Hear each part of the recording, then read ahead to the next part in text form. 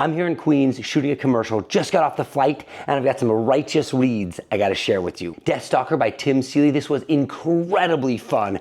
I rewatched the old film last night, and this comic was even better. It was funnier, it was wittier, it was everything you had hoped to get out of a lowbrow sword and sorcery, but you had Tim Seeley's writing magic to it. Now it has depth and plot twists, and it's interesting and sexy. Can't recommend this guy enough. Jason Bascom's Absolute One Stormy Night. Now this is something I backed on Indiegogo.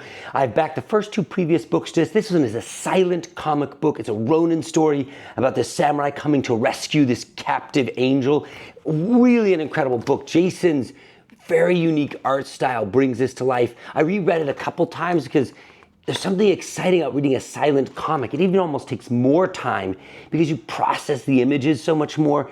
Boy, this has a lot of heart and amazing panels. Can't recommend this enough. Breakfast with Ross by Chuck Messinger. Now this is something I got from my local comic book shop. They're doing a late night auction.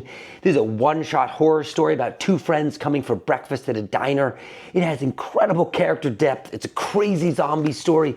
It's got this really unique art by Tiago. Very nice one-shot that has complete arc to it that feels satisfying.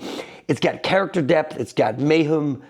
Can't recommend this enough. Nanuq by Luke Eidenschink. Now this is something I got directly from the creator. I bought it off his website. He's an artist whose work I have been following for a long time. He does really beautiful traditional line work. You can see how fabulous it is. This is his first comic. He's done more since then. This story of an Inuit that goes on a hunt and ends up encountering this crashed Viking ship, makes a deal with his demon. What an interesting, unique one-shot. Great payoff at the end, twist you don't see coming.